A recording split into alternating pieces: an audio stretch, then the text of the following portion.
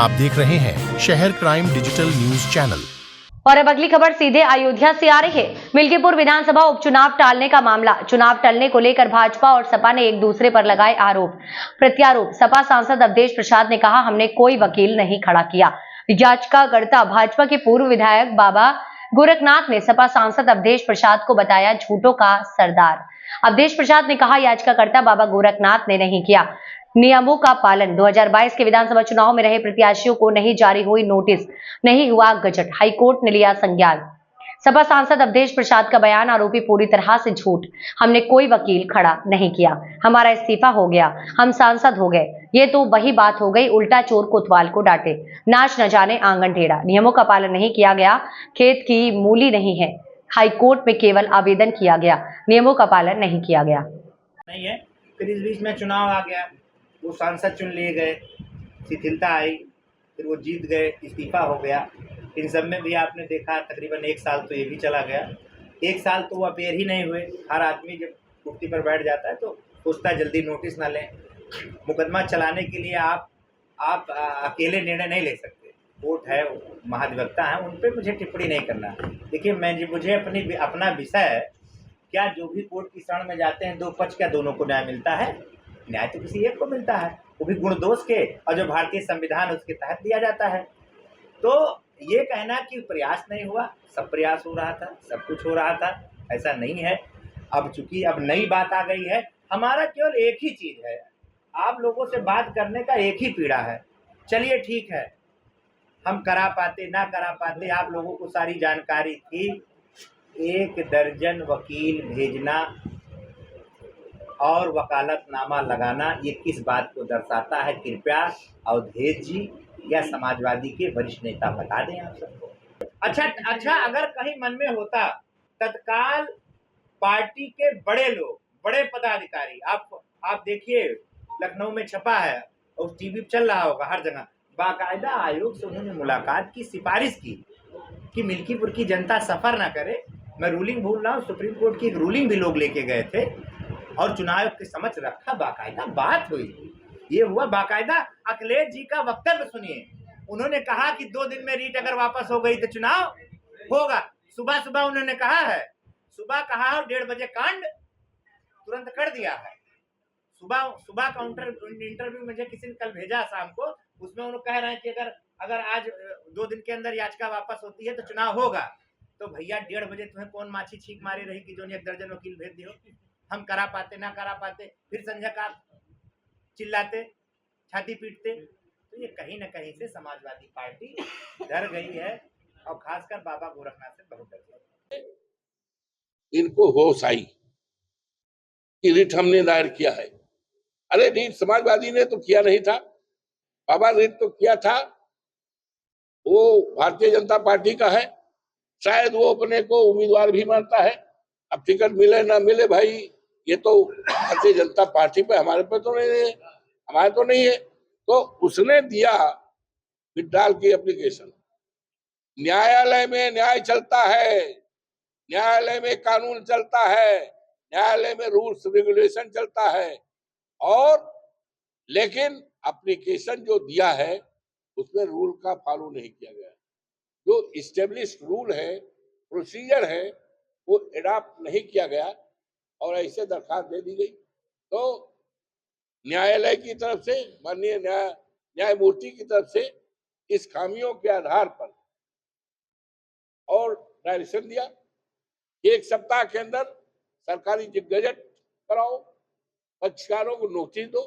तो पक्षकारों को न नोटिस दी गई, न गजट कराया गया, तो कोनो खेत के भैया मुहरी आए। ये तो न्यायालय में न्याय चलता है, संविधान चलता है और परंपराएं चलती हैं जो न्यायालय की है, उसका अनुपालन न करने से ये जानबूझ कर किया गया है। आखिर सरकारी वकील है, उनका वकील है, वकील को तो जानकारी रखनी चाहिए थी। मान लो उसके वकील को नहीं जानकारी है, अबोध है।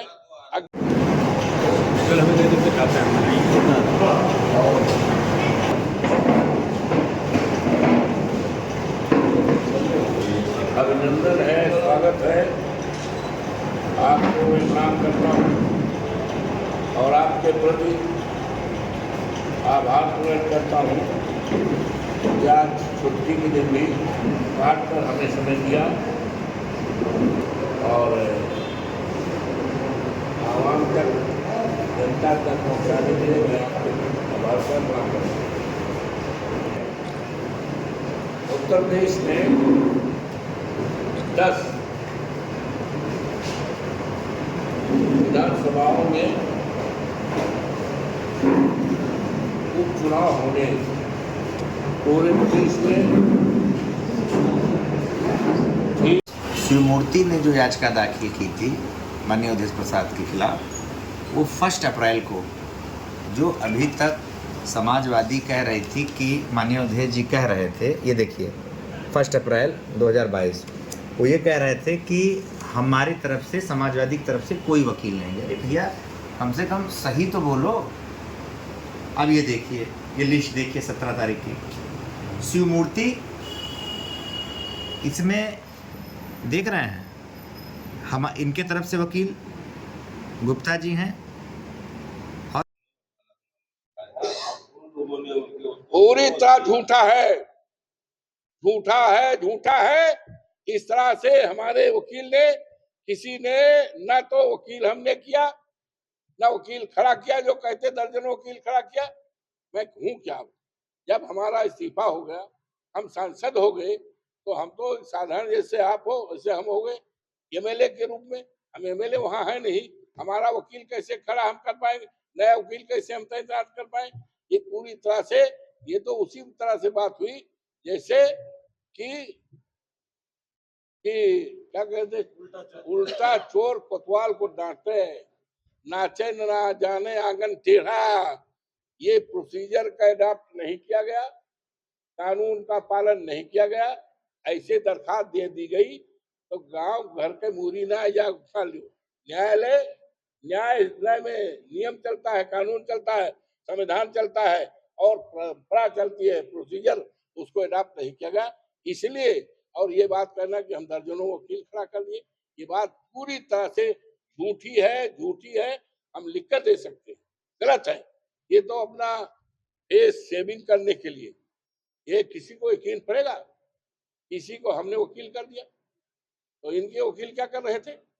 हमने कोई वकील नहीं किया, न मेरी वकील की तरफ से कोई बहस हुई, न उम्मीदवारी की, न आपत्ति की। ये बेबुनियादी बात है। ये पूरे सीटों पर जो है नामांकन प्रक्रिया शुरू हो गई है, चुनाव की प्रक्रिया शुरू हो गई है। क्या लगता नहीं कि चुनाव जिस तरह से और सीटों पर हो रहा है, 9 सीटों पर, क्या उससे में ही आपका चुनाव होगा कि उसके बाद में होगा?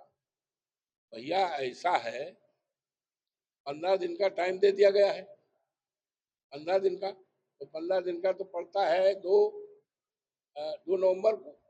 और ये चुनाव, ये सुन, ये है क्या?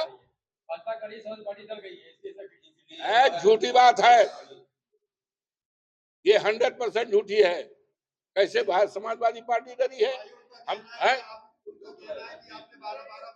को आप बढ़ावा देते हो।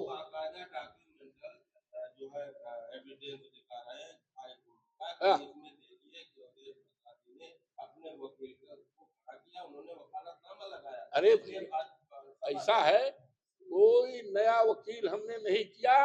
जो वकील शुरुआती रहे हैं वही वकील है, दूसरा वकील हमने कोई नहीं खड़ा किया। और हम खड़ा भी नहीं कर सकते, हम खड़ा भी नहीं कर सकते। हम पार्टी नहीं है, अब हम एमएलए नहीं है, तो नया वकील हम नहीं खड़ा कर सकते हैं।